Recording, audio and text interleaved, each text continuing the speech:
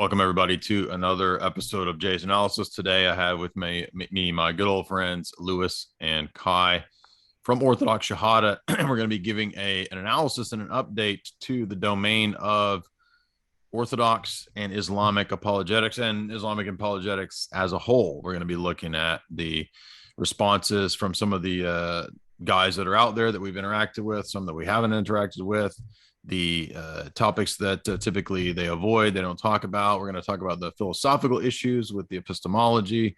We're going to talk about the general landscape in terms of engagement with Muslims in terms of forcing them to come on to the record explaining their Aqidah. We need to know what their school is, which a lot of times we found people not wanting to do that. We're going to talk about other issues with different sects and groups within Islam. And nobody is better at that than our good friends, Lewis and Kai. And I did a couple recent streams, one addressing some of the biblical theology contradictions that I see in Islam. And then we had a couple Muslim people come on to debate in the last open forum live stream that I did. So this is a timely topic. And Lewis, Kai, I'm going to let you guys start it off wherever you want to go. All right. Thanks, Jay. Nice to be on. It's been a while. If I'm not mistaken, Lewis, correct me, this is the first time the two of us as Orthodox Shahada are actually on Jay's channel. Am I right about that? Uh-oh, is it? I think so. I mean, I've been on it before. Lewis has been on, but I think this is the first time the two of us together. Okay. Nice. Actually Welcome. on. Or no, maybe I'm mistaken because we did a debate review with Shabir Ali, but in terms of exclusive. right. Yeah, I was going to say we Yeah. did the review together after the Shabir Ali debate that Jay had, and then since then we haven't. But I think that debate was a year ago, maybe. Sounds Well, that was about more right. than you. Yeah, Yeah. that's about right. But that wasn't just like an appearance, just us. That was like a whole panel. But Yeah. So there isn't anything particularly structure-wise that we had in mind. I mean, Lewis and I, we drew up a bunch of points that we want to kind of go through just to highlight some of the things that we see on a very frequent basis. It's not in any particular order. It's just kind of a list that we drew up. It's not exhaustive, so I'm sure there are some things that we've missed. Not that they're any less important, but these ones are just the ones that we kind of see happening more with regards to the people that we're either engaging with or that we're seeing other people engage with online or through debates or whatnot. Before we launch in, is there anything you want to say, Lewis, as a preamble? No, I just want to say it's really nice for Jay to have us on, and Sure. I hope this stream will be interesting, edifying for people, and that it will give some insight into some of these things. Yeah, absolutely. So the state of Islamic apologetics in general, or should we say the absolute state of Islamic apologetics? Where do you want to kick it off? Let's talk about what's the starting place. Go ahead, Kai. Yeah, okay. So I mean, we can just start with the first point where we can make a distinction in terms of when we're talking about apologetics, there's kind of two domains that we're looking at. We're looking at specifically the Dyers, those people who are the apologists in the public scene, supposedly representing like the authentic positions, people who are well known, well recognized. And then you have those people who are basically the lay Muslims in the sense that they're just a general audience. They're soaking up the material. Maybe you'll see them in the comments, or they're the ones that are going to come on the Discord servers or call-in shows. They're not really necessarily well read or have a big breadth of knowledge, but they just kind of want to engage there and speak their talking points. So with regards to that, what we generally see and what we experience is there tends to be a very high degree of people trying to follow a script. And the more you interact with Muslims, the more this becomes apparent. So you basically, you have the Dyers, they'll give a script to their audience, and then the minions go out and try and implement those scripts, those talking points in their interactions with Christians, with Orthodox, and then they'll get shot down. They'll kind of whimper away, then they'll try and come back with new talking points. And it's always the same thing that we are basically seeing, is that these people are very ill prepared to kind of talk off the top of their head. They have their talking points, and if you put them off balance, basically the discussion kind of ends there. Anything you want to add to that, Lewis? No, not particularly. The other thing I wanted to mention is that we're, just for the audience, we're not just going to talk about this, we're also going to talk about why we think Muslims might be particularly susceptible to becoming Orthodox over and against becoming, say, Protestant or Roman Catholic. I thought I should just mention that as well. Right. But yeah, I think the general thing with these Dawah apologists, even since what's his name? What was his name? Ahmed Deedat, is that the role is very much to kind of act as a shock trooper, I guess you could say, where they'll say these things that are seem very obvious, direct, and quite piercing, but then when you kind of lift the veil, it kind of avoids a lot of complexity within the Christian position that isn't being accounted for. And this is a very, very common thing, is that you'll see these realistic redeems, and we're talking maybe that, but the avoid dealing with the actual of the, and as Christians, we the theology thing that, right, that's just simple for everyone to understand, because God and the church and all this stuff is something that's been hashed out over several millennia. There's a reason why there were debates and there were anathemas that were given. So they act as shock troopers to kind of just cause this immediate sort of doubt in Christians or people who they're debating.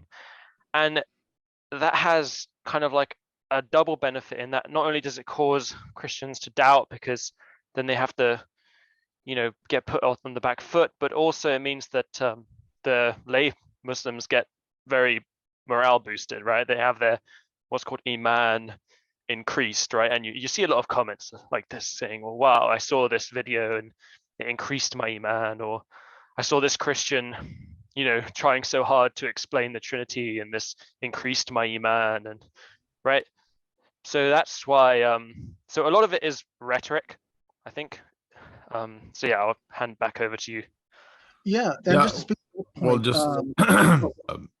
JWs, like, they have a script that they will just read, and kind of their so-called apologists and missionaries, they'll just kind of do the exact same thing. And I was surprised when we did that Dr. Shabir Ali debate that he was really just sort of repeating the script that he had used for many, many years. Yeah, so just to speak to that part, what you were saying, Lewis, like I remember there was one video, for example, of Yasser Qadi, where he was just basically admitting that the intellectual arguments or supposed intellectual arguments that people like Zakir Naik and Ahmed Deedat were giving, they weren't convincing people.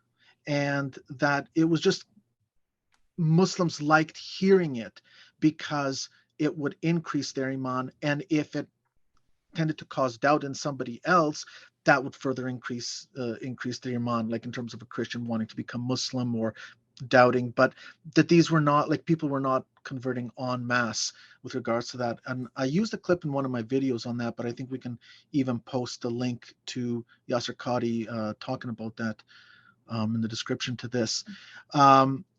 Another thing about the script that I've noticed, so it was not too long ago when if you guys remember, like Dr. Bo Branson, he kind of came out with discussing the so-called LPT, or the logical problem of the Trinity. And so he was kind of talking about that stuff, and that was making the rounds. And then Muslims, they developed this script of how to present the case of the LPT with regards to either relative identity or social Trinitarianism. And so they would go and use that against Protestant Christians and whatnot, see some success in it. And then they come and talk to us. They come onto our servers. They start engaging us, and they think this applies to us. The argument applies. And when we tell them, dude, like the LPT, you can't use that against orthodoxy. It's not applicable. It's just going to break down on you. And they just don't know what to respond. They just do not know how to now formulate an argument, because either they've never heard of monarchia, they don't know the intricacies, how to deal with it, and that's it. They got to go back to the drawing board. But then they never come back because they can never formulate a proper critique against monarchia. Yeah, it's a combination of having a strong monarchical view and also having the inseparable operations, I think. And this is something Bo has obviously talked about a great deal. It's on our channel a great deal. And yeah, they tend to think that all Christians have the same view of the Trinity. Again, we'll talk about that also. But yes, I think we saw this as well with when Jay challenged Muhammad Hijab. He got like 600 likes, or what was it on the tweet, something like that. And then someone sent me a DM of them interacting with Daniel Hakikachu from Muslim Skeptic, and he's outright tells this layperson, Hakikachu says, well, Muhammad Hijab has to be careful who he debates, because you have to choose your debate opponents carefully in order to avoid causing people to, doubt or to affect their iman, right? And this is seems to be the case. I mean, if you look at all the people that Daniel debates, they seem to be people who I mean, I think he's won all his debates, in my opinion. And he's mainly debating evangelicals who aren't that educated in Christian church history, or he's debating very, very, very low tier atheists like T Jump. I think didn't we have to both him and Hakikachu and Hijab, we mentioned the possibility of a debate with me, and they seemed to ignore both of those requests, which clearly they had seen because it had at least hundreds of likes and shares. Yeah, I remember the Muhammad Hijab one. I don't recall if there was one to Hakikachu, but I could be just. I reached out to him on Twitter. I don't remember how many likes it got, but it was ignored. Yeah. I mean, in all fairness to Hakikachu, his area seems to be more in kind of like ethics and political philosophy. That seems to be his main area of interest. Mm-hmm. But I might have expected someone like Muhammad Hijab, who does talk about a lot about right. theology. Well, that was the main one. It had at least 400 or 500 likes and shares. So yeah. Well, I remember, wasn't there with Hijab, there was something like he gave like what his criteria were that he would require before he engages someone, and it's like you hit every single one of the points, and you were like, well, okay, come on, let's debate about this. I think it was when he was having his dispute with, it was apostate prophet, I think. Yeah, that was it. Yeah, and so they'll basically pick debates that are most kind of optical for them, like literally, so that their audience doesn't have kind of like has as few faith crises as possible. So yeah, I don't know if you want to add anything else. Yeah, no, I think that's it for that. If you want to go to the next point, unless you have something, Jay. Oh no, I thought your point about the audience generally not understanding the arguments is worth bringing up as well, right? So I think maybe this applies to Christians too, but especially with some Muslim YouTubers who are maybe getting a bit more philosophical. A lot of the audience, they'll make comments in the sections that just like if you actually were serious about them, would just kind of contradict like everything that this.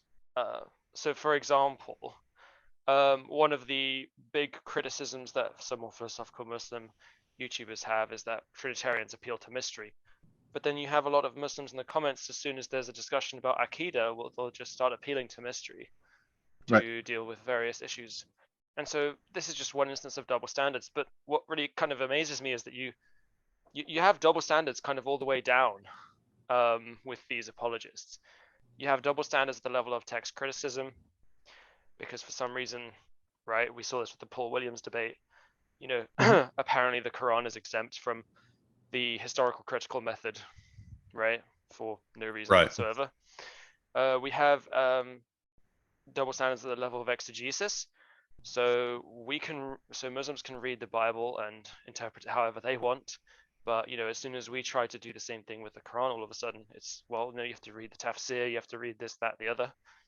And then now recently we've also seen there's a double standard at the level of metaphysics, where it's like we can appeal to mystery and we can have these understandings and we can have divine plurality, but you can't. That's not allowed for you.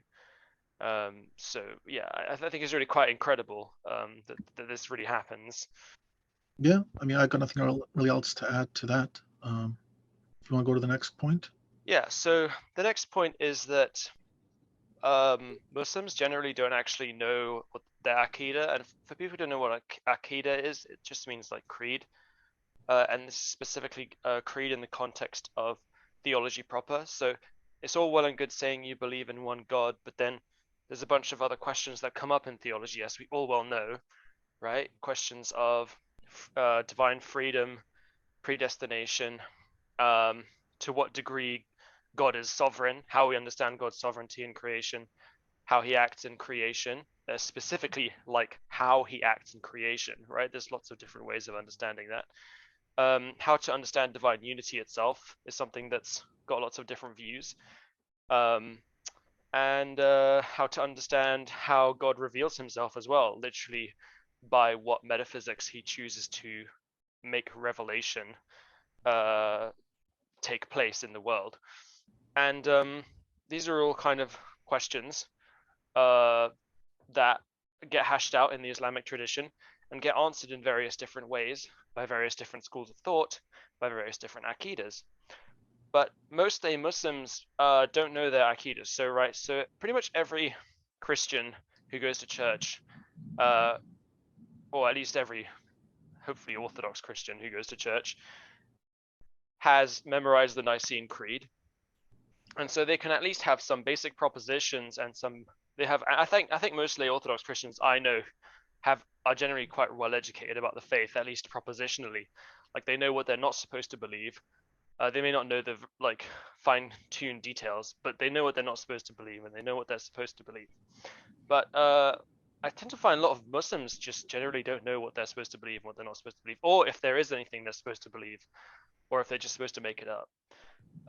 So in the Sunni world, the majority, it seems to me, are Ash'aris and Maturidis. These are the majority. But when you look at the Dawah scene, when you look at the apologetic scene, Farid Answers put up a poll on his Twitter. I couldn't find it, but I remember it vividly. It had like a few thousand votes. And it was like an overwhelming majority of them were Salafis, something like 70% or 60%, maybe less. And then like a good chunk of them, maybe 30%, just didn't know what their Aqidah was. Like, so he was asking what the Aqidah is. Majority Salafi, second majority don't know. And then maybe like 5-10% were saying they were Ash'ari or Maturidi, which is just crazy because it's the complete inverse of the actual state. Like the actual, like if, like the average imam, the average sheikh out there is going to be an Ash'ari or Maturidi. So it's just very strange that in this apologetic scene, people either don't know what they're supposed to believe, don't know that there is such thing as Aqidas, because we have a lot of people join our server. We ask them what your Aqidah is. They say they don't know, or they genuinely have no idea. Like they think we're asking some kind of crazy, stupid question. But anyone who's looked into Islam extensively in this area, in the theological front, knows that these things exist and they're part of the history. How much of this comes down to the often repeated thing that of taqiyya, that they're allowed to be deceptive? I think very little. Yeah. I think that only applies in the case of like threat to the life. So they can only kind of tell a falsehood about their beliefs in the case of their lives being threatened. I Well, think but most I of the mean, time, can they? I mean, not divulging it isn't exactly a falsehood, but it's more of like intentional inveigling. I don't know. That's I don't know. Go ahead.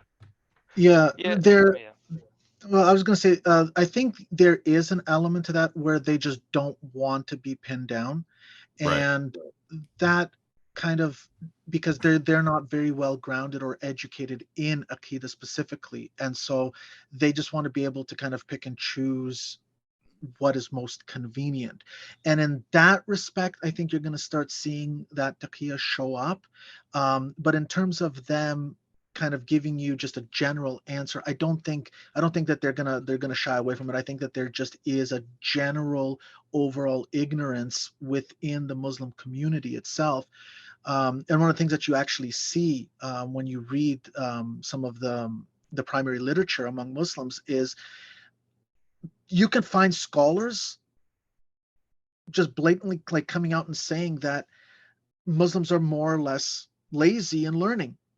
Like you're going to have maybe one or two or a handful of scholars they're going to learn, but the majority of people they don't want to learn. There's this one prominent commentary by a very well renowned scholar Imam Nawawi, and he's explicit. He writes, he's like, I would have written a commentary that is like much larger than this, but for the fear of people are not going to read it. They're not going to study it. So I had to actually condense it to have people read it. There is this, within the Islamic world, there is this culture of more or less um, not really wanting to delve deeply into subjects. And part of that stems from the fact that there's this notion of if you delve too much into Akida topics, that's going to be a source of doubt for you. And that's to be avoided. You're supposed to just hold on to the most core beliefs of Islam, practice the faith, and kind of get on with your life. Unless you're actually going to become a scholar, don't kind of delve into that. And that's just kind of the overall mindset that you actually see from Muslims. So there's a mixture of they'll come on the record, but maybe they won't want to dedicate themselves to a very strict position. And a lot of times Muslims, they'll just say, well, yeah, I belong to the Ashari school, but to be honest, I'm not really all that knowledgeable about it, and I'm not really willing to debate on the topic. But that's kind of my back. with the Salafism, like I said, it's a majority in the Dawah scene, right? Um, and so in the notes, it said we have that our interactions as Orthodox with them, Salafis, tend to be kind of one-sided because Salafis have this, again, another double standard, but this is like a super duper double standard, where they, even in their own texts where they discuss like philosophy or like a rational theology, that they're absolutely fine using a rational method to critique other theological views, but they will absolutely prohibit, or some of their major scholars in the Hanbali school, and will absolutely prohibit the use of uh, a rationalization in the context of establishing religious truths. In fact, everything that you believe about God theologically has to be derived from textual sources, and you can't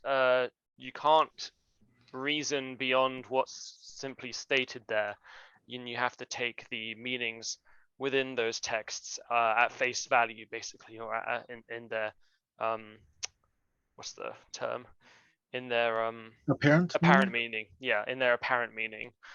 So whenever you have statements about God having a hand or a shin, having an eye, having a foot that's in hell, you know, all these things, they all have to be taken in their apparent meaning, and there's lots of kind of discussion over what that would, what that would entail, and it's kind of a big intra-Muslim kind of debate right now, where you have the Salafis who are, really saying yes, God literally has a hand.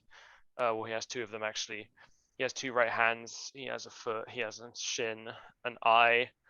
But then you have the Asharis on the other side saying, well, this is to Tajsim, right? You're attributing bodily parts to God, which is impermissible. And so yeah, this is something that's currently raging on. It's not hard to find. Yeah, no, I think you're spot on to that. The one thing that I would add to it, so you've got basically the content there.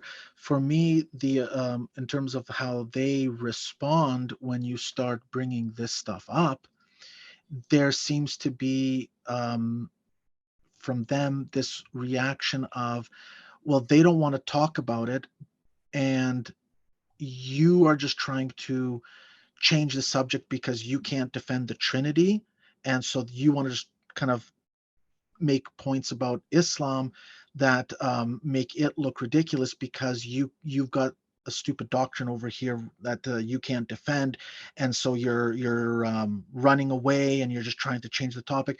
That seems to be a general sentiment that I get from trying to bring these points up in discussions with these Salafi types, and it's really just about not so much to,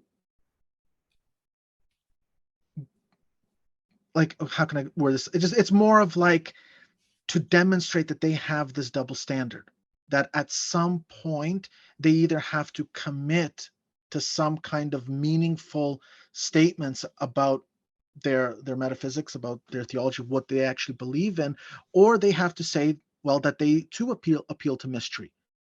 Like, how is it that God has two right hands?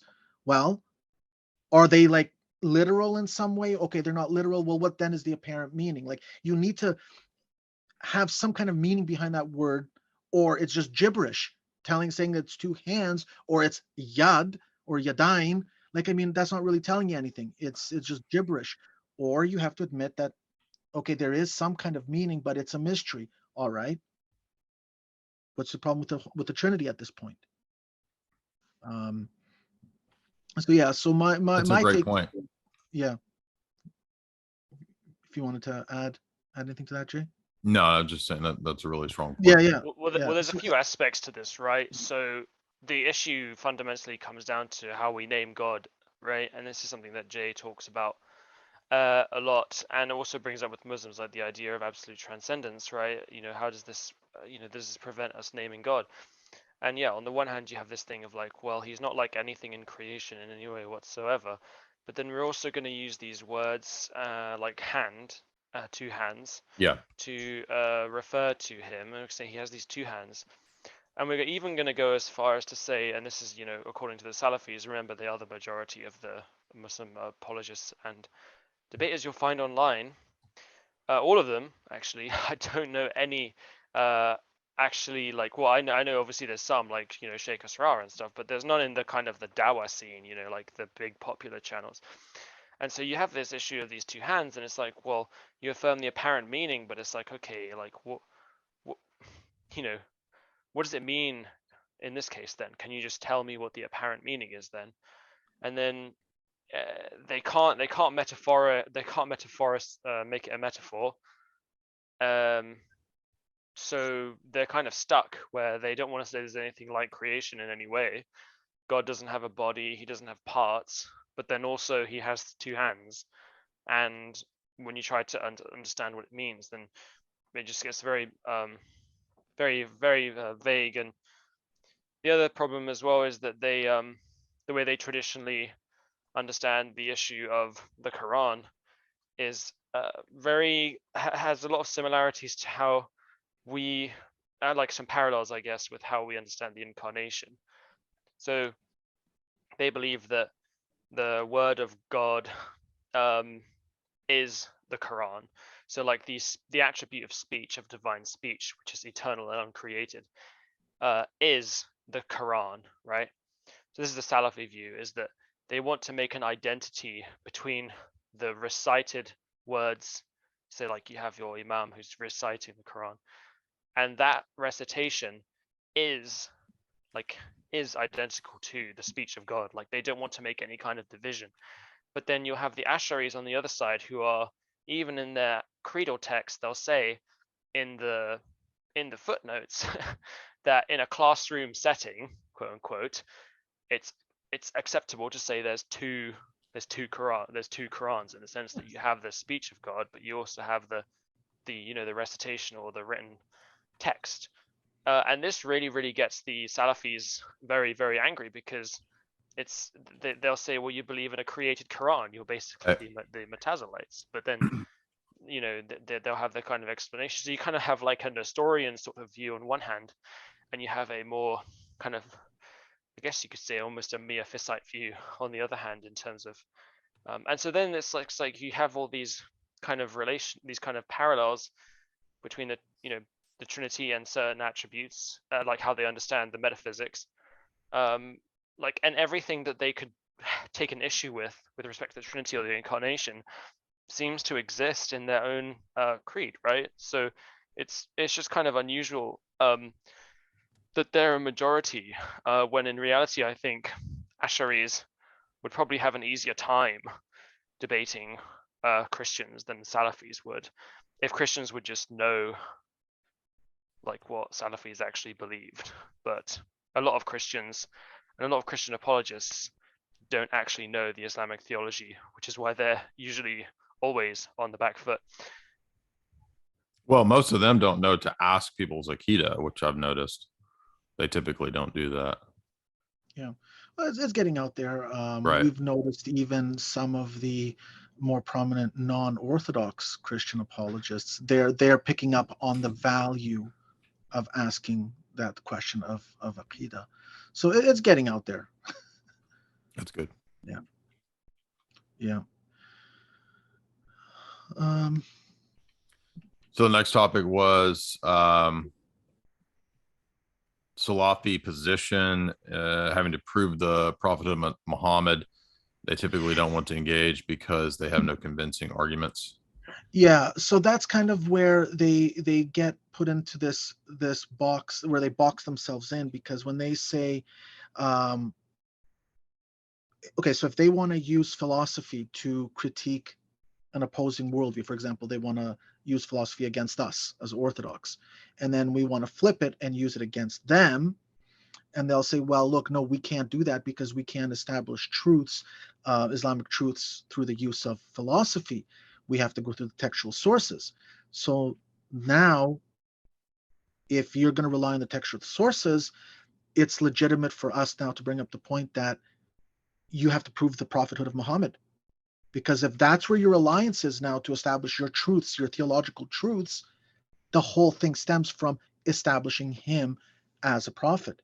And when you try and engage them on this point and you try to debate them and you really say, okay, give me all of your proofs, lay it out for us. What makes Muhammad a prophet? And you're going to see that they don't want to engage. Yeah, and I scrolled up, by the way. I know Lewis had gotten past that point in the topics. Yeah, that's fine. Yeah. You said that you guys noted that Muslims can't talk about Islam without attacking Christianity. The pervasive mindset then is that by process of elimination, this proves Islam to be true, which isn't actually the case. That would be a fallacy, by the way. It is a fallacy, but it is a fallacy that we see all of the time. Right. And that's kind of what they rely on, to not have to be able to justify the prophethood of Muhammad. Because we put them in and say, well, look, you have to justify that Muhammad is a prophet. Well, no, they want to go and attack all these other religions by process of elimination. And so now Islam has to be true, and they don't have to actually make a positive case for Muhammad. That is a very pervasive mindset among them. And by the way, that doesn't apply to tag, because tag is not merely a negative critique of opposing positions. It's also a positive case. There's two horns to the transcendental argument. But anyway, go ahead. Yeah. Well, what I'll say is that this came out with the Seraphim, when Seraphim Hamilton debated Shabir, right? Because Seraphim was like, well, how would you convince like a Jew that your religion is right? And I do this as well. So because a Muslim, when they start debating a Christian, they'll start with the idea that the scriptures are corrupted. It's like, okay, but then I just switch on kind of like 7th century Jew mode, and I just say, well, can you convince me of your prophet without appealing to the Old Testament because it's all corrupted, and I'm a Jew. So now what? Like, you can't say believe in monotheism because I believe in, your understanding of monotheism. And so now what? So you're just going to, pick bits of the Old Testament you think are prophecies of Muhammad, but you just told me they're corrupted, and your, Yeah. your modern kind of like, German higher critics aren't here to help you out because it's the 7th century. So Right. I mean, what are you gonna? What's your next move? And I never get a good next move after that.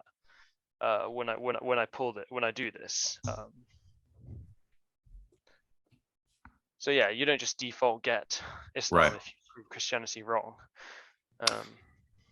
And that hits at that epistemic problem, that double standard, the arbitrariness, the epistemic problem of establishing the correct, quote unquote, Islamic belief. Do you guys want to go into that? Yeah. So we can kind of approach it from a few different angles with this. The biggest problem with regards to their epistemology is they don't have any kind of conclusive way of establishing why we should believe their version of monotheism, whatever it is, against ours. Like, they'll say believe in one God, okay, fine, but beyond that, where can you go to prove that your conception of one God is the true conception? Like, to contextualize it, like, for example, we have the church, that is normative authority, that is part of our epistemology. We have our councils that tell us exactly how we're supposed to believe in one God. All right, where do you get that in Islam? You're telling me to believe in one God. I already believe in one God, but you're telling me that the way I believe in my God is incorrect. Okay, so now how can you establish yours to be the correct one? And then that's where you start seeing these ideas of the Mu'tazilites, the Asharis, the Maturidis, the Salafis. They all have a completely different conception of how they believe in one God, but they have no normative authority. They have no way how they can establish which of those beliefs are the absolute correct ones. It is arbitrary. I remember multiple discussions I've had over the years with Islamic apologists and people on the internet that come on and they'll try to say, like Lewis said, that on the one hand, the Quran is the thing that's really the epistemic principle, supposedly, but the Quran doesn't actually say, as far as I'm aware, that the Evangel and the Torah are corrupted. In fact, there's at least 3 quotes where it says it's not corrupted. And then it turns around, oh, but now anytime there's a problem text is corrupted. And then you know it's arbitrary because there isn't really an epistemic principle. It's not actually the Quran. It's just what each individual Muslim wants it to be. Yeah. Akida and swapping the schools. I think we covered that with Jake, but we can touch on that more if you guys want to. Yeah, I can just make a quick comment to this. Yeah, because we already talked about that. But yeah, there's a lot of Akida and madhab swapping. Like, madhab is like the school that a Muslim would belong to, in terms of where they draw from with regards to their daily practices or just simple Islamic law. And so they will tend to either not commit themselves to one particular school, or they will be contradictory in terms of what position they actually hold to. And when Islam is being scrutinized, they will oftentimes try and take a position that they themselves don't hold to because of the aqidah that they're supposed to follow or the madhab that they belong to, under this general umbrella of Islam, to try and get out of the problem. And so this is kind of why we are really emphasizing this idea of, if you're going to engage us, we need to know where you stand, not just in aqidah, but also in your madhab, because the madhabs, they do differ. There are significant differences, because it's not just simply metaphysics or philosophy that we're going to talk about. We're going to talk about socio-political issues as well. And what is one big socio-political topic? Well, offensive jihad, for example. And so if you belong to a madhab that recognizes offensive jihad, and I get you to commit that that's the madhab that you belong to, well, what are you going to do now, quoting scholars of a different school or something like that, that say, no, it's only defensive jihad that's permitted? So, no, you got to commit yourself to position. And that, again, speaks to that whole epistemic issue. Yeah. This is why when you actually read the fiqh text, like, there are some people who will pick up Reliance of the Traveler, for example. It's a classic book in fiqh that tells you basically the Sharia, the rulings and whatnot, and they'll just quote, oh, this is what you find in Islam, this is what you find in Islam. And so they dig out all the dirt to just make Islam look ridiculous. But what a lot of people that they don't appreciate, who do this, who just go and read Reliance of the Traveler, is they don't spend the time to actually study the usul al-fiqh, those governing principles that go into establishing a particular school. And what this is each school literally trying to establish their epistemology. And this is exactly the reasons that are given when you actually read the fiqh books, why Muslims are not allowed to pick and choose between the schools, is because the rulings, it's not that the ruling is correct or incorrect, it's just that a different principle is used to arrive at those rulings. And so you basically just have this compartmentalization of all the different epistemologies. So then how can you say that then you now have a coherent religion, a coherent paradigm, if you can literally set up multiple different epistemologies that get you to different results? That's all I really wanted to. Well, this is a. I was just. You go ahead, Jay. No, you go ahead. I was just going to say that this is the case with the theology proper as well, right? So you mentioned this earlier with the epistemic principle about how we're supposed to believe in one God. And it's like, how are you allowing like all these different wildly different views on how to understand the unity of God? Like it's I mean, to us as Orthodox, it's kind of, because we would, we're happy to have anathemas on even fine issues like the filioque, but it's strange because even though an Ash'ari might really dislike a certain view and see as anthropomorphic, a lot of them won't takfir, because I think I think it's kind of clear that there was some, like, for example, Ahmad ibn Hanbal, like, I think he had kind of an anthropomorphic view, and he's the founder of a whole madhab, right? Like, you can't just takfir or excommunicate that individual, right? Say he's not a Muslim,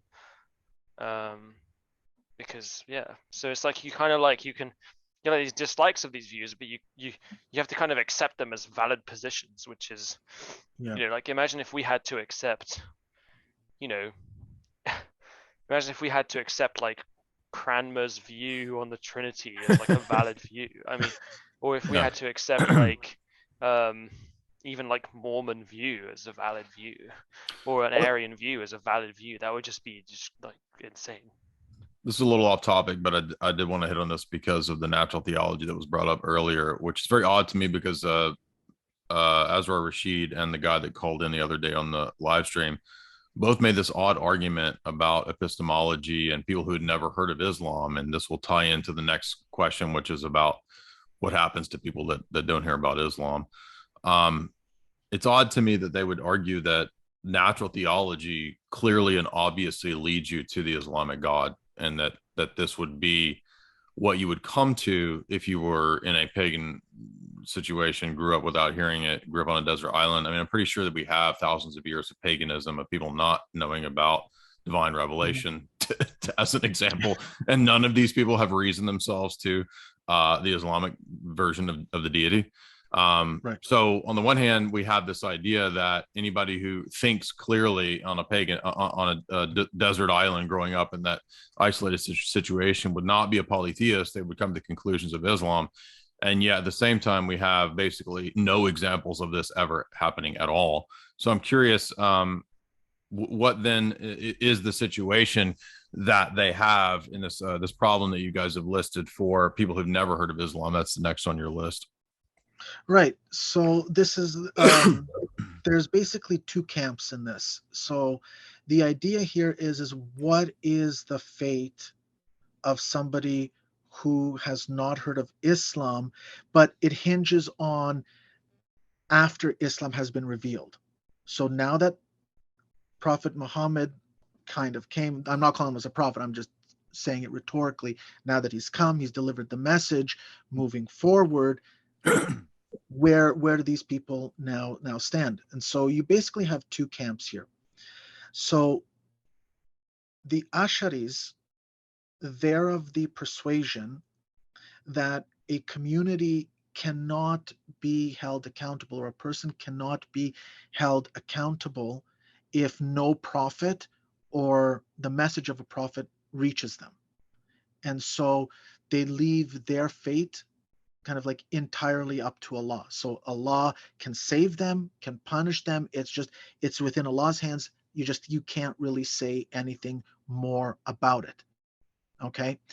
And the reason is because these people, they haven't explicitly rejected Islam. Because when you look in the hadiths, when you look in the fiqh, all of that stuff is always talking about what happens to people who explicitly reject Islam. And if there isn't that explicit rejection, well, they leave it up to Allah to basically judge the person's heart. But then you have on the other position, which is prevalent again among the Maturidis, that they will say that the intellect alone is sufficient to establish the existence of Allah. And so should a person reject Allah, even though that they've never heard the specific message of Islam, then they're not going to be saved. Okay. And so this was tying to the point that you brought up, Jay, but it also ties into the whole Aqidah thing from before, because this is a very important point, because it speaks to the whole natural theology, because one of these positions would fit the natural theology model, the other one won't fit the natural theology model. And so if a Muslim is trying to argue with an atheist, for example, using natural theological argumentation, but then they hold a position about salvation of a person that is completely contrary to natural theology. And so it's really this kind of being deceitful, or akida swapping, if you will. Next up, you guys wanted to discuss the issue of someone who adheres to the Shafi madhab, citing a text or a scholar from a different school. Yeah, I already. Yeah, that was about the jihad. I already talked about that one. Okay. I just didn't call it the Shafi. Tell us about how you guys have changed the landscape. All right. Yeah. Lewis? Yeah, I tend to think that we kind of came out with this whole thing of pressing Muslims to say what their Aqidah is. I think you're right. Yeah. A while back, and it's become more and more and more of a thing, and we're kind of encouraging it more and more. And it's really just like, look, if you don't have a view, then why are you debating theology? Why are you debating? Yeah, right. You know, and if you're not familiar with your own religion's historical theology, like, how on earth do you think you are in a position to learn another religion's historical theology? Like, great point. And the fact that, like, our historical theology is more complex. Like I'm not saying that means it's true. I'm not saying that means it's better, but it is more complex. Unless you're looking at maybe the Neoplatonic Islamic tradition, that can get quite complex and interesting. But in terms of the kind of like mainstream, especially Salafism, it's not that complex. Maybe Ibn Taymiyyah's thought gets a little bit interesting as well. But I mean, like the kind of amount of subtleties and depth to even just Trinitarian theology is vastly, I think, vastly out. Is a lot more complex. So Well, yeah, it's it's, I mean, strange. this idea that you can like just say, "Oh, I don't have to divulge any of that. I'm just a Muslim," right? This is the kind of thing that you'll get in a lot of cults, for example. Well, they'll have this public persona of, "Oh, we're just Mormon. Oh, we're just Jehovah's Witness." Then later down the road, you learn the more esoteric, more nuanced issues that are, huge debates and controversies even within their own groups. And so you'll find that same pattern with. I like the way you put it, Lewis, that there's no more nonsense of saying, "Oh, well, we're just Muslims," right? Like, as if you can bypass all the debates and controversies, right? Yeah, and actually, reminds me. I remember when we were doing the debate review after your debate with Shabir Ali, there was a point that I had made, and it was like, because Dr. Shabir Ali, he basically said that these were all issues that were all settled long time ago within the Islamic Ummah and stuff like that, and they're not relevant points. And I'm like, no, you still have the Asharis, you still have the Maturidis, you still Oh yeah, have it's like Shabir, you need to get on Twitter more often. yeah, it's like you need to widen your scope here. It's like, no, these are not settled issues. These are still vociferously debated. Muslims cannot agree on these things. And so this whole idea of we're just Muslims, sorry, that doesn't work anymore. We're past that. We're at that point where it's like, if you just tell us we're just Muslim, it's like, go back and read. We're just not even interested in engaging you at this point. We'll tell you about Orthodoxy. That's fine. Like, you want to know about Orthodoxy, we'll always be glad to talk to you about that. But don't expect like this kind of, that we're not debating, we're not engaging on any serious level, because we're just Muslim. It doesn't cut it anymore. Yeah, you don't get theological anonymity. I mean, it's like imagine being someone who's in an academic setting and you just have basically no view.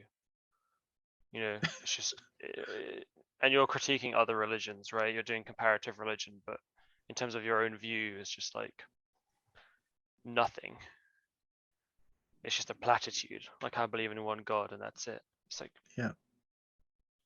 yeah. So for us, it's been a case of really kind of pushing this issue of really asking about theology proper, right? Because if you're going to make necessary being arguments, well, you probably should have some kind of developed theology. So moving on into the discussion of the Seraphim and Hamza challenge, looks as if he doesn't want to debate because he will be debating IP. You put in your notes. Do you mean Seraphim's debating? Hamza has decided that he's going to debate inspiring philosophy. I think it's inspiring philosophy. Is that right, Lewis? Yeah, Mike Jones. Yeah. Yeah. So who? He's basically Mike Jones. Who? Mike Jones. That's a joke. It's a song. I don't get it. It's a rap song. It's a rap song. It's funny. Yeah. I promise you it's funny. Anyway. Yeah. Is that actually Inspiring Philosophy's name, Mike Jones? Yeah. Yes. I didn't know that. Yeah. So we'll play the clips right now. If you guys want to, I'll splice that in right here. And then make a note of this. And you want to I'll put both of those clips in there. All right. So back from these clips, what's the lowdown on like, why can't you still debate Seraphim Hamilton just because you're debating Mike Jones? Right. I mean, okay, it's fine. He can say that he wants to debate IP first, and then he'll debate Seraphim. But I mean, it's like I mean, there's nothing that prevents you from doing. I can only do one debate a year. I'm sorry. Yeah, whatever. But I mean, it's kind of like when you look at exactly what you see in those videos, Hamza is very tempted to want to debate Seraphim.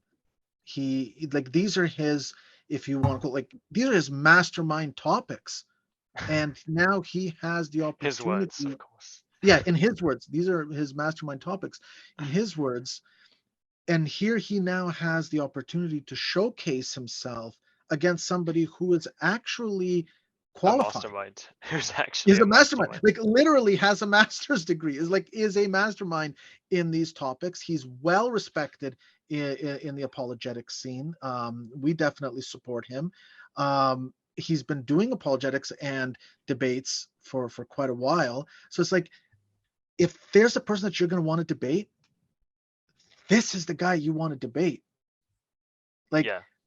sure, maybe IP has a huge audience, but this is not his specialty. These are not the topics that he specializes in. Right. And like, it just, for Well, me, I don't even think yeah. IP draws that big of a debate crowd, to be honest. No, and Seraphim Hamilton's like 10 times smarter than that dude anyway. So wouldn't you want to take on the best possible opponent? Maybe you wouldn't. Maybe you wouldn't want to take on a lesser mind, which is, I Yeah. guess, what his strategy is.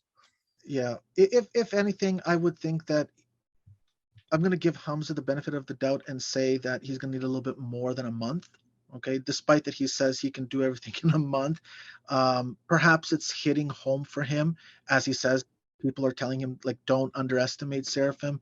So I'm still kind of hopeful that we might see something in the future.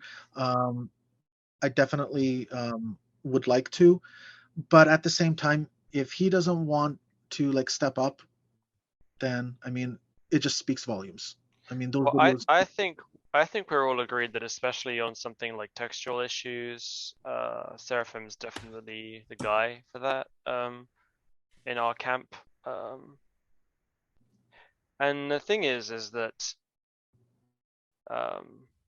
it's like Hamza has, I think, a serious kind of Dunning-Kruger issue. And my prediction with Inspiring Philosophy versus him on the deity of Jesus in the New Testament is that, well, I don't want to, assume, maybe Mike Jones will do a great job, but my prediction is that he won't utilize the Old Testament as much as Seraphim Hamilton would, which is really what would make the difference. So we'll see. But it's not really a bother for us if because for us ultimately it's Seraphim Hamilton, right? It's like if Inspiring Philosophy loses, like whatever. I think Inspiring Philosophy is good on certain issues. Like I think he's good at the historical resurrection or minimal facts narrative. I don't necessarily agree with minimal facts approach, but he's good at that. He's good at philosophy of mind. He's good at ethics. He's good at pointing out atheist double standards and dealing with skeptics. I think he's quite good at those things. But yeah, I'm not convinced he's as well equipped as Seraphim is to do this. So for us, he's not Orthodox either. So if he loses, this debate, then it's kind of not a big deal to us. We really want to see Seraphim debate Hamza. And yeah, I don't see why he can't just do it afterwards. I don't see the problem. And it seems to me that, I mean, you see him talking in the clips, right? He says that he's got these advisors who are telling him, like, Seraphim's good. And it seems like, well, I wonder if he got cold feet because his advisors told him that, Seraphim's actually really good. Because Inspiring Philosophy is an autodidact, right? He doesn't have the actual qualifications like Seraphim does. So this makes a big difference, I think. Anything else you want to say on the Seraphim Hamza discussion before we move on to the question of fiqh? Yeah. No, I think it is what it is. I mean, I'm just hopeful that we will eventually see something develop, but it's unfortunate that we haven't seen anything up to this point. All right. So why should we, in the domain of Christian apologetics, be more familiar with fiqh when it comes to Islamic apologetics? Okay, so this kind of ties into the previous point that we made with regards to the Aqidah issue. And so the first thing like that we want to say is, like, if you want to have an honest engagement with us Muslims, like, know what your Aqidah is, because we're going to want to discuss that. You're going to have to justify your particular beliefs. But then the fiqh issue is actually more of an offensive tool that I think is severely underutilized by Christians, that can be extremely effective. And the way that it can be effective is that these are things that basically allow you to bypass a lot of the nonsense and the smokescreens that Muslims put up when you try to engage them on their sources. A lot of people, a lot of Christians, whether they're Orthodox or non, they will go to the hadiths and they will cite a particular hadith that says, oh, Muhammad did this and this, or this and that, and whatnot. And the typical response from Muslims is, well, that's daif. It's a weak hadith. We can just disregard it. We don't have to worry about what that hadith actually says. And if a Christian is not well prepared to actually be able to counter that critique, to demonstrate, no, it really is sahih or hasan or whatever it is, there's a lot of legwork that has to be done. And the Muslim has, he's a little bit better predisposed to kind of shoot you down and put the burden on you to prove it, because that's exactly what it is. He can say, well, no, I think it's daif. You actually have to prove that it's sahih. And just citing it that it's from a particular book may not be enough. But what fiqh does, these are codified rulings. The overwhelming majority of fiqh is established through hadith. And so these are Islamic scholars who have made the judgments for you how to appraise those hadiths. And because now what they've done is that they've codified Islamic law for you. So they can't come and criticize those hadiths if they're actually being utilized to codify Islamic law.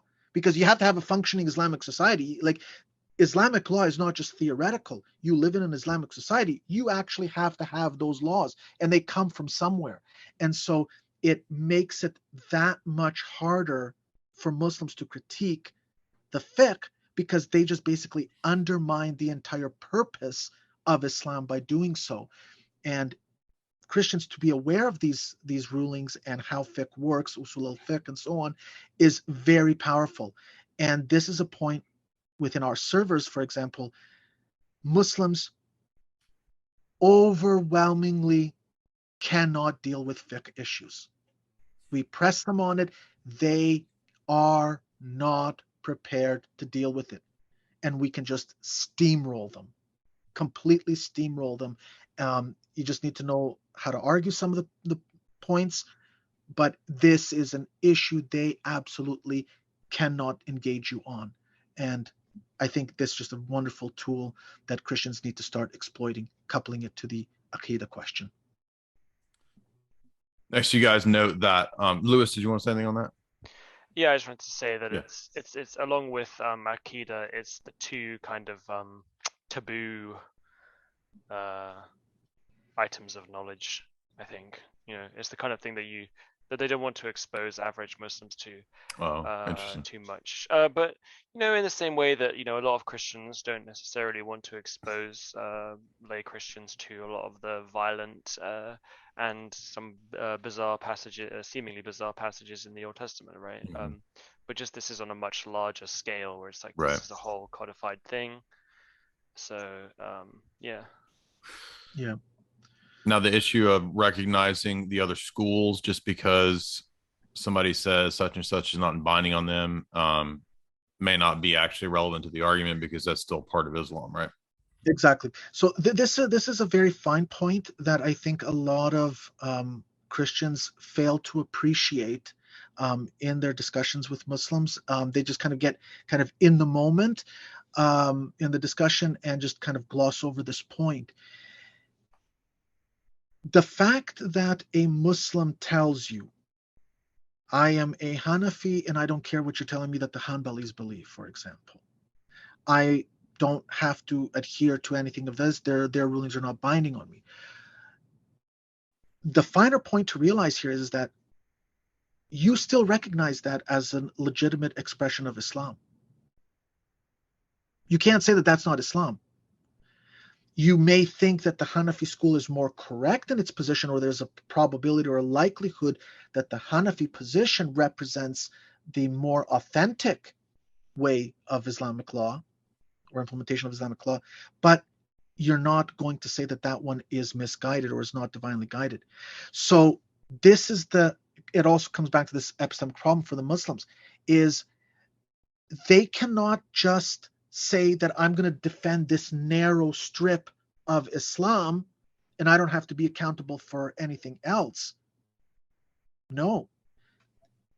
If they're going to allow and recognize other aspects or other schools as legitimate forms of Islam, then they have to be able to defend it.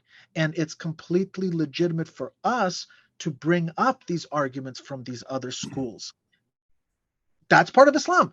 It's like, for example, like let's say you're living in United States or you're living in Germany, wherever you're living, and you now have an Islamic state that gets formed. You don't know what school is going to become dominant. You don't know, is it going to be a caliphate under the Hanafi school, under the Shafi'i school, under Malikis? You have no idea. But these are all valid forms of Islamic law.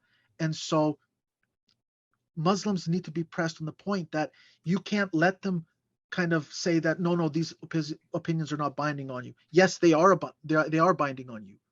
And you can't say that they aren't. Yeah. Lewis. I mean, they're binding in the sense that you have to recognize them as valid, which means that they should be inclined to defend them because they are representative of Islam, like you say, right? Well, so let me qualify. So when I say they're binding, so for example, like if you go to one of the countries in, let's say in North Africa, where the court systems function under the Maliki school, but you yourself are a Hanafi, well, no, the Maliki school is binding on you. If somebody, I see what you mean. They're like if somebody takes you to court, exactly. Like if somebody takes you to court and the judge makes a ruling, well, he's going to rule as a Maliki, and that's binding on you whether you like it or not. You can't just say to the judge, no, judge, I reject your ruling because I'm a Hanafi or I'm a Hanbali, so I don't recognize your. No, you have to recognize that authority. In that sense, it's binding on them. Mm-hmm. Well, thank you for clarifying that. Sorry. What's next? Salad bar Akida. And fiqh, yeah, I think we've already kind of talked about it. It's really just more of people picking and choosing what is convenient for them, whether they're doing it purposefully or they are doing it out of ignorance. Those who take the time to learn the Aqidah of Muslims, to learn the fiqh of Muslims, they're gonna learn how this stuff is prohibited, and they can call Muslims out on it. It's just more of a tool to help lock in the Muslim's position, to basically hold him accountable to what he believes in. Next up, you guys wanted to talk about, I don't know if you want to talk about the Salafis and their words and negative repercussions, or do you want to get into that with the Ismaili community? Yes, I mean, Kai, you can talk about this. This is important because it's contemporary and recent.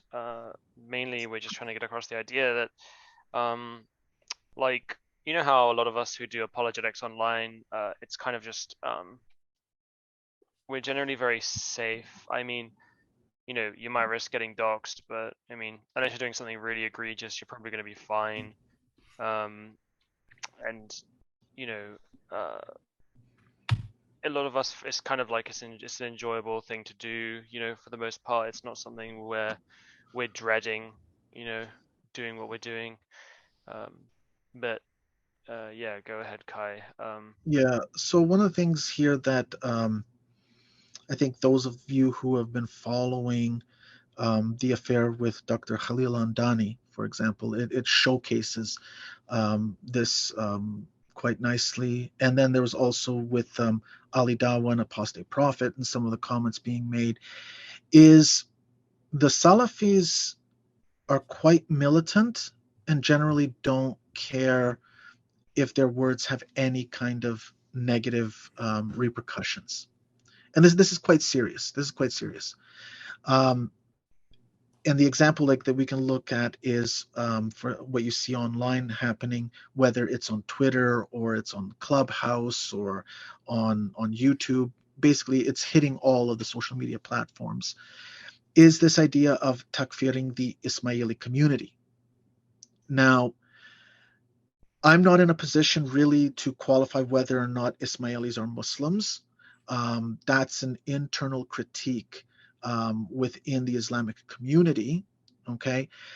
For all intents and purposes, I have no problems saying that, okay, yes, they're part of Islam. They believe in Muhammad. They believe in the Imams and so on.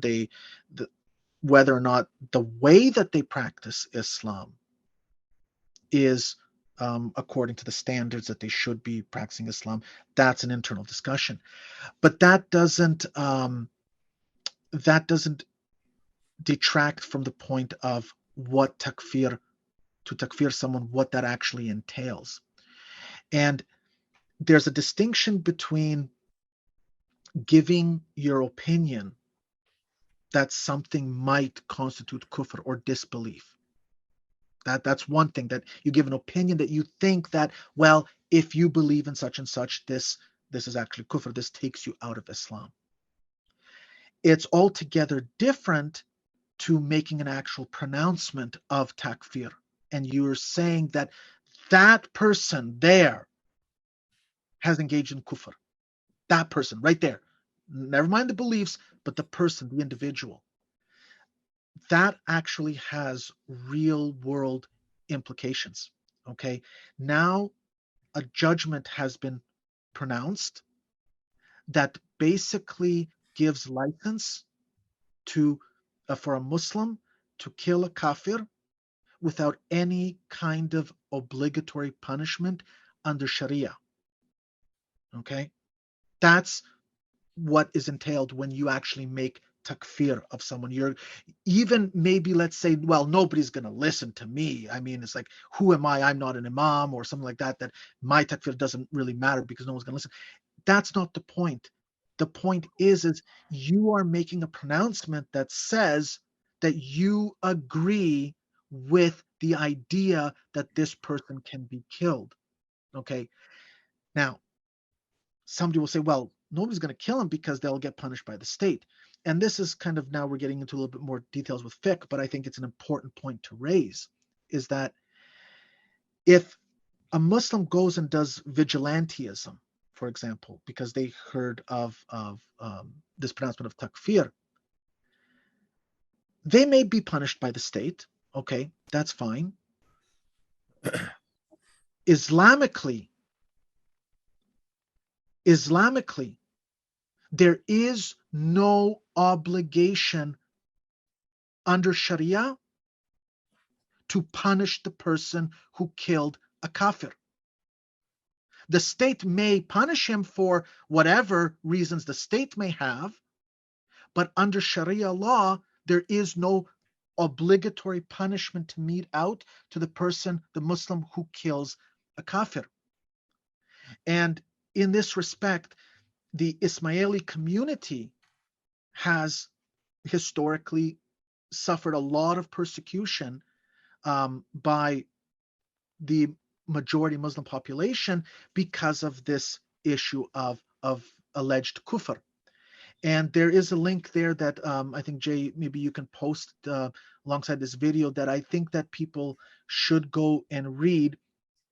And it's through basically giving a very detailed historical breakdown of the persecution against Ismailis that have occurred, so that this is real events that have occurred. And so that when you get these Salafis online basically pronouncing takfir against, let's say, Dr. Khalil Andani and the Ismailis, that's basically following in line historically. It's saying that they agree with the historical persecution, that they've got no problems with it. It's all fair game. They're not Muslims.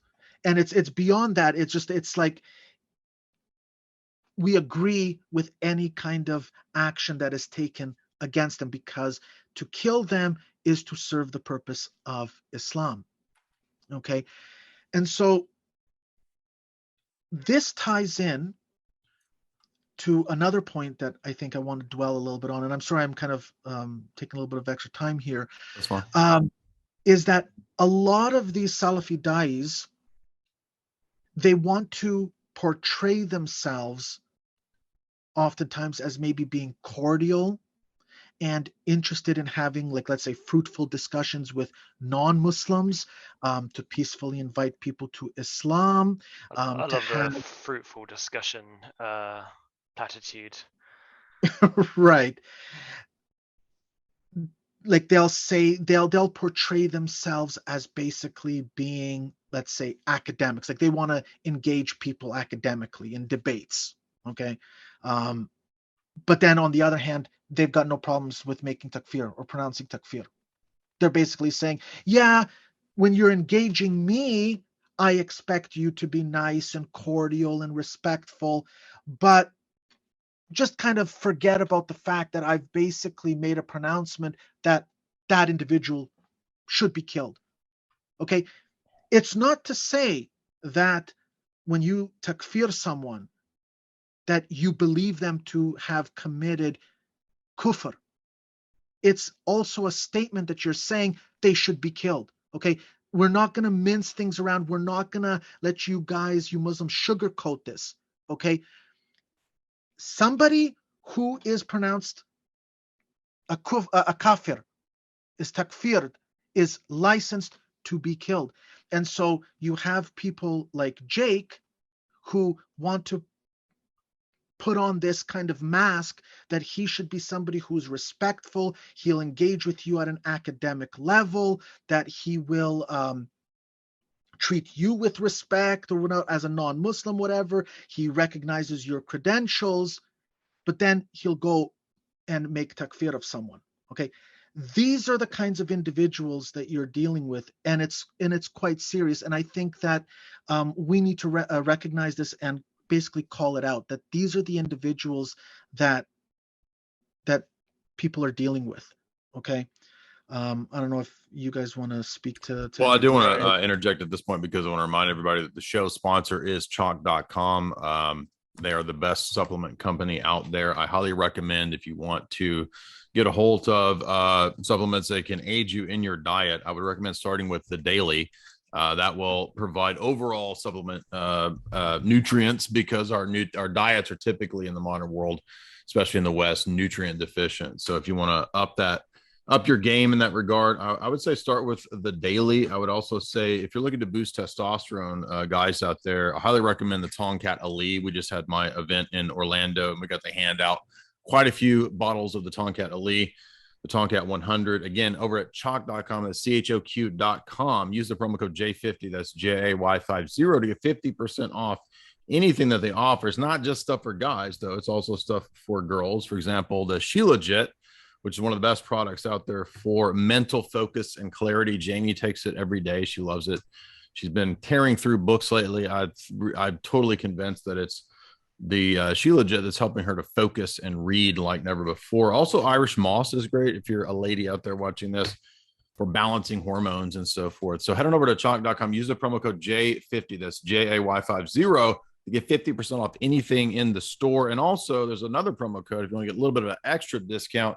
That's J53LIFE, J53LIFE, for recurring subscription. So you don't have to put in that information every month. You can just have it set as a recurring subscription, and your beautiful, wonderful chalk products will come to your door every month with certitude. So again, a great Bays Red Pill company. Definitely go out there and support chalk.com if you enjoy the material that you see here on my channel at Jay's Analysis. Also, subscribe to our friends here with us, Orthodox Shahada. They do some of the best apologetics out there. I love those guys. They've been in our circles, in our Discord, working with us for many years. Please go subscribe to Orthodox Shahada and support them. They also have Patreon and whatnot, so you can help them continue going by supporting their work in a monetary way as well. And also, you can go to my website, get the books, signed copies, and so forth. So moving on, let's get to the Did you want to talk any more about the sort of facade that's put up about the respect and dignity for human life that's not really there, or do you want to move on to the next section about the Meccan phase? Well, Yeah. I No. just wanted to say one thing Sure, go is ahead. just that a lot of, I think, to their credit, a lot of Muslim apologists, like the one previously mentioned, may have started off as being sincere academics, but the problem is that in order to actually gain any kind of popularity in the Dawah scene, you kind of need to throw your lot behind the Salafis. Otherwise, you That's are just interesting. kind of going to get cold-shouldered. Um, and so you just kind of have to become a Salafi. And as soon as you start, getting egged on by Salafis and you participate in Salafi circles, then you will act like a Salafi, which means that you will start doing these things which are very, very serious, right? Like people are Mm, dying. Like this isn't a joke. right. Okay, like for you in your comfort of your Western home, where ironically you don't live under Sharia, and you out here takfiring people, you have no idea what it's like to live in a country where these laws and these kind of communities who have honor killings and all this kind of stuff might treat other people who you've never met before, and this isn't a joke, right? This is people's lives. That's a great point. Yeah. Yeah. I could maybe we can just add to it. Like, I mean, it contrasts, for example, with Orthodox, how our notion of takfiring someone is not to impose a death penalty. It may result in, maybe, let's say, exile, but it's always with the hope that the person before they dies can come back to Christ. Okay, so our notion of takfir is one of love, that you have to recognize that you're in error, that you're not part of the church at this point, but the door is always open to you up to your dying breath to come back. And it's in that hope that we have that lets you prolong your life. Um, and it exhibits the compassion of orthodoxy. Yeah. Yeah, that's all I wanted to So say about yeah, that. next you want to get to the so-called peaceful phase of Yeah, Islam. yeah. So this is also an important point. I think it's one that is a little bit under discussed, and it's a potential point where Christians who are engaging Muslims may struggle to address properly, but the material is actually out there. And so there's a great clip of a lecture that Hamza Yusuf has done, and he's basically kind of blown the lid off of this. But it's in the books anyways, for those who read. There's this notion of the Meccan phase. And what the Meccan phase is, it's a way how you can counter the Islamic apologetics that Islam is a quote unquote peaceful religion. Okay, because Muslims will say, no, we're against the terrorism, we're against all these violent acts, we don't believe in jihad, or at least we don't believe in offensive jihad. We just really want to live side by side with you in peace, because that's what Islam preaches. In reality, the Meccan phase is never done away with. Okay, it may just not be in effect because of the circumstances, but it in itself is never done away with. And this is referring to the early ministry of Muhammad when he was still in Mecca, and basically is saying that when Muslims are weak and in the minority, then Islam is peaceful. Okay, that's the Meccan phase. But when they get traction, when they can implement Sharia, when they can impose Islam on you, the Meccan phase is now not in effect. We're now in a different phase. Okay. And this is where Islam wants to go with the West. And so what you see here in Western countries where that rhetoric of Islam being peaceful is most readily apparent, it's because they're in the Meccan phase. The more that you start expanding Islam and it starts growing and it wants to be basically forcefully imposed, or it can be forcefully imposed, you will start seeing this kind of being implemented within the societies because Islam mandates it. Okay, Muslims, if they're going to be Muslims, when you read the fiqh books, they don't have an option not to implement Islam. If they are within the majority or they're powerful enough that they can establish Islamic law, then they are Islamically bound to impose Islamic law. So it's a kind of a psyop, right? Until the time's right, basically. Yeah, exactly. It's a psyop until the time's right, because if Muslims are in a position where they can indeed establish Islamic law, they have the Islamic obligation to do so. Right. There's no choice. You have to. The only thing is this, it kind of, it's related to this idea of siyasatu sharia. Like, it's, when is Islamic law actually applied? When can it be suspended? Under what circumstances? But Islamic law is Islamic law. It's really kind of what are the particular circumstances that allow you to And I want to remind everybody in the audience too, if you do want to send a super chat, you can at any time. And if you want to send a super chat, well, even though this is not live, it's a premiere, you can as well through the Streamlabs link, and I will answer that on the next live stream. Or if you ask a question to Lewis and Kai, I will send that super chat to them and give them that money as well. And you can ask them a question too, and they'll answer it on their next live stream too. So, or their next video. So what about the elements within Orthodoxy that you guys think are the best that for drawing ex-Muslims? What is it about Orthodoxy over Rome or Protestantism that can be appealing? Yeah, so let's just talk about one that we've already spoken about a little bit. So the monarchy of the father and the inseparable operations. This makes the thing that's usually brought by Muslims, the Trinity, right? These are two doctrines that most Muslims don't know about. Most Muslims don't know about the inseparable operations and a strong monarchical view. So as soon as they say, well, I only believe in one God, and you say, well, I only believe in one God too, and that's the Father. And then it's like, well, now what, right? And then you can have a discussion, but usually, even a lot of Christians get quite taken aback when you say that you think that actually, God is primarily Father, right? First and foremost. And that's what a strong monarchical view is. And then, of course, the inseparable operations from Gregory of Nyssa. David Lahan has great videos on this, and he's also done interviews with Bo Branson on this. I've done interviews with Bo Branson on this extensively. So this is also another way of understanding God without having a direct reference to the divine nature. Yeah.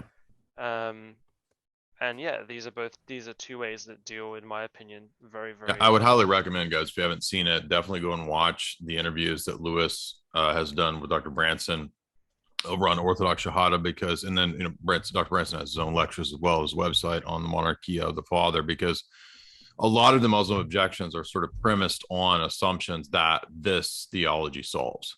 So if you are able to illustrate and explain this doctrine clear enough, it kind of wipes away a lot of the kind of surface level, there's no one good but God, right? What's Jesus talking about? Who is Jesus praying to, right? A lot of these problems are solved by this doctrine, which is ultimately just the Cappadocian teaching on the Trinity.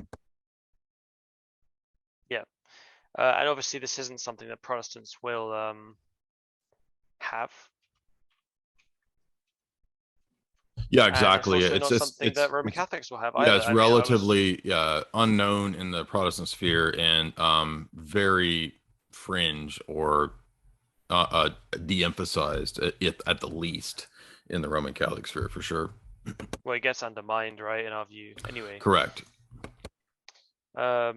And yeah, it's the difference between having a kind of a very egalitarian Trinitarian view and having a monarchical view. And yeah, I think it's just really a very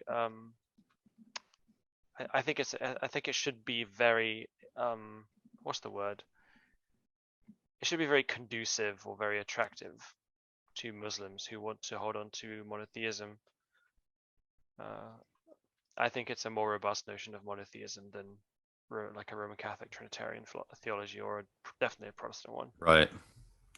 Something that both you and I have stressed in our videos, Lewis, is, this really comes up in your Old Testament worship continuity. You say historical continuity. I assume you mean the theological history continuity in regard to biblical theology, or did you mean something else in terms of historical continuity? I meant I meant in terms of just having like a priesthood and stuff, like having a temple and a priesthood. Literally, that's all I meant. Okay. Emphasis on praxis. Do you want to comment on that next? You go ahead, Kai. You go on this one. Yeah. So I mean, this idea of from Muslims, they kind of get taken aback, even though you do find this in Islam as well, where, like, for example, all Muslims are saved. Them having so much exposure to the Protestant world as opposed to Orthodoxy, they get into this like things of like once saved, always saved, or that this idea of you don't really have to do anything with regards to the religion, you just kind of believe something. It strikes a very, like, it's very dissonant with Muslims who have grown up in a religion that is very praxis centered. Like, you've got the 5 daily prayers and so on. But then when they see within Orthodoxy that not only do we have a lot of the praxis there, it goes above and beyond what Muslims have experienced within Islam itself. And it speaks to them because our praxis, our way of living Orthodoxy, practicing Orthodoxy, really aims to cultivate the virtues, to make you a better person. That by being a Christian, it doesn't mean that it's just a profession of belief, but it's you becoming a better person. The praxis that you have in Islam, it's a praxis of obligation.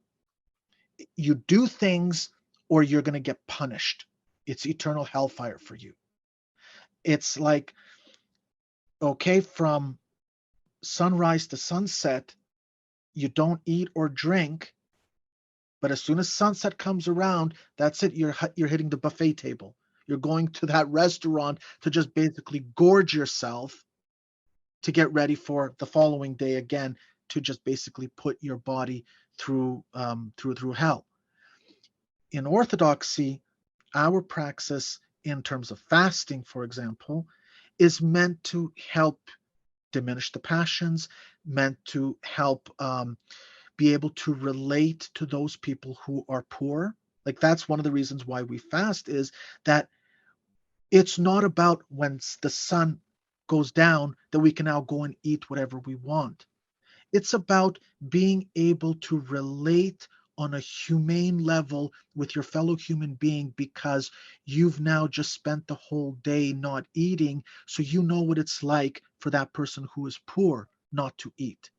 And that would instill in you this act of charity, whether you go and give money or food or you help him out somehow.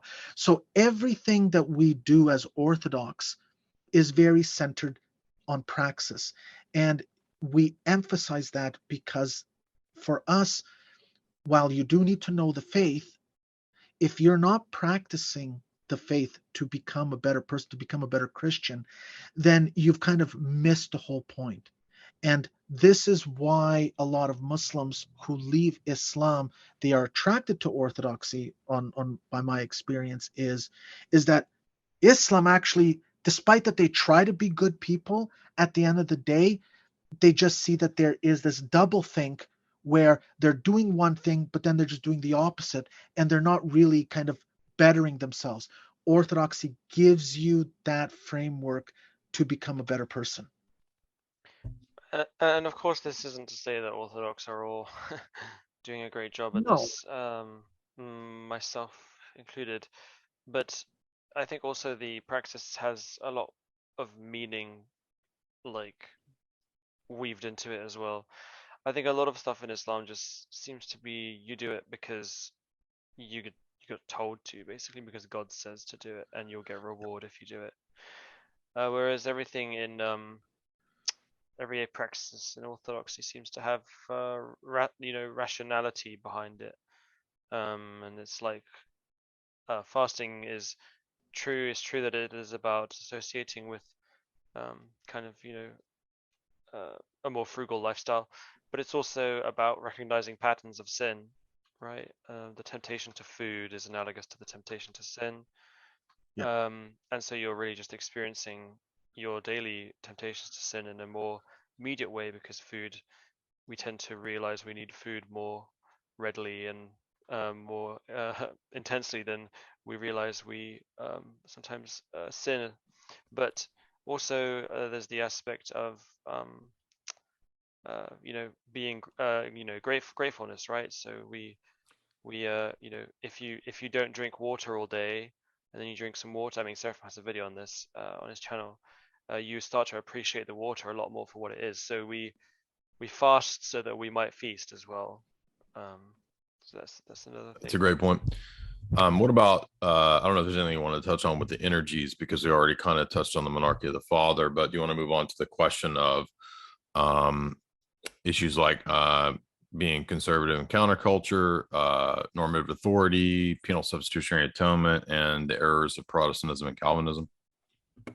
Yeah, so I should say that a lot of the simple critiques I mentioned at the beginning of this stream that Muslims make are because of Protestant misunderstandings. So they will take on Protestant notions. So for example, the penal substitution, right? They say like, well, so God like sacrificed his son to himself, like in the sense of like paying Yeah, off a debt. right. Like how could God sacrifice God, blah blah blah. And it's like these are all just misunderstandings that are because of Protestantism. Um, and if it weren't for Protestantism, then maybe this wouldn't be a problem. But yeah, so that's the thing, is they just have these misunderstandings. And I think once you, another one is Paul, and maybe you can talk about this too, is that they have this, Jay, maybe you can talk about this, is that there's kind of like this very radical distinction between law and grace. Yeah.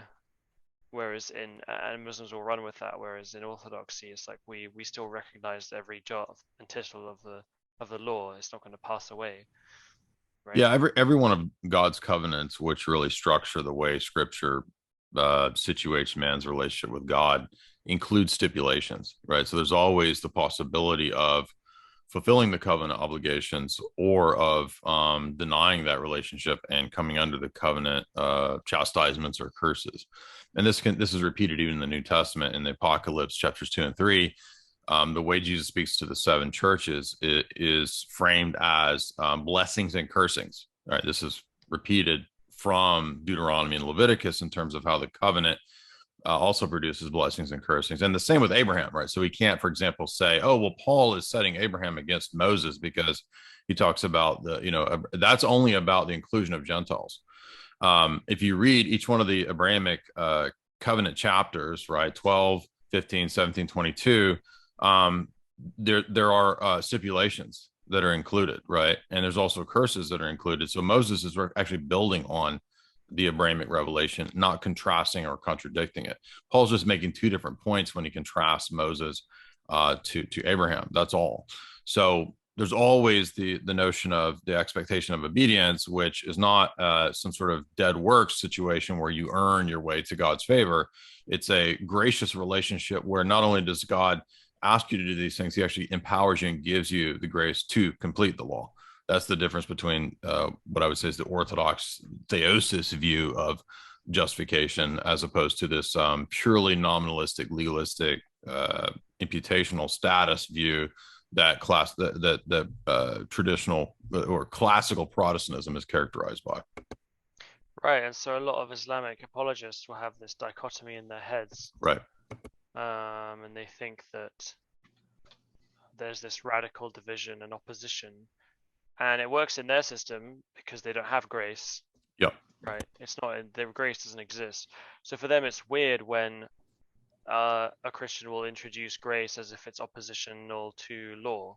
And so you have this issue where, well, doesn't that just mean that you can just do whatever you want then? Right? Like you can just sin and you'll still be saved if law doesn't matter anymore. Well, and some Protestants do come to that antinomian. Exactly. They come to an antinomian conclusion on the basis of what, in one way, you could argue is, I mean, well, if Jesus died and canceled out the punishment, then antinomianism should be the conclusion.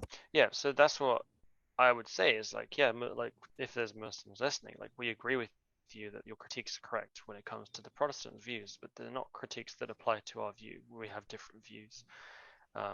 Same with the Trinity, same with right. Law and grace, same with penal substitutionary atonement. We don't accept any of that. Anything on normative authority and or apostolic fathers that you guys wanted to touch on?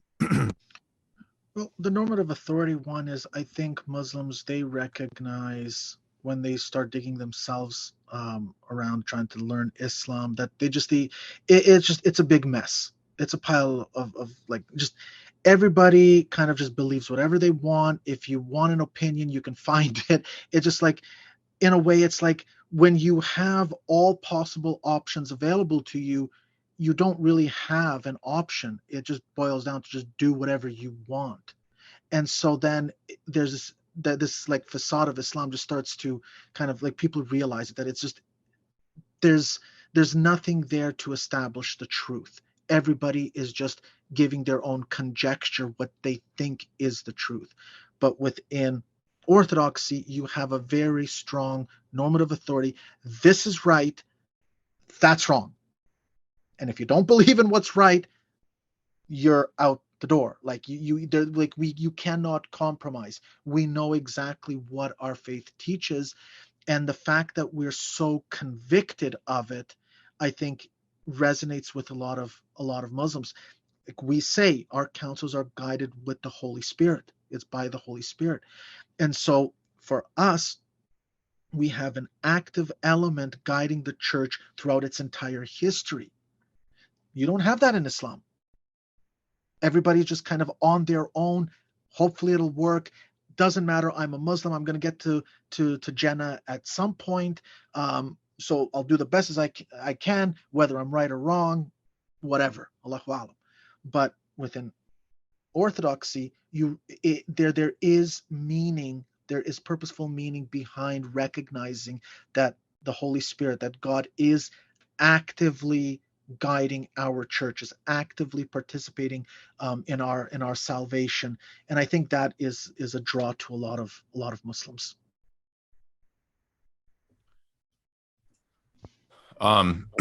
Last couple comments, perhaps, on the fact that we don't really suffer from the defects of sola scriptura or the theophanies and the Trinity and the prophets, this kind of stuff.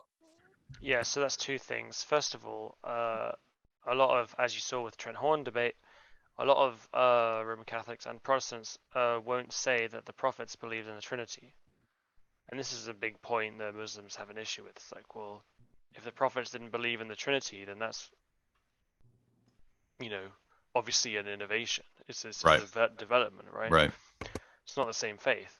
But we would say, like, no, actually, they did. They just believed in it in the way that they understood it at that time, like before ecumenical councils. Right. I mean, it's not, I mean, Muslims say the same. I mean, they think the same thing about their position, even though the word Islam and their theological terms weren't used. They think that true monotheism was believed prior to the terminological distinctions unique to them. We say the same thing. The New Testament is not using the terminology, quote, Trinity. It's really irrelevant to whether the concept is there.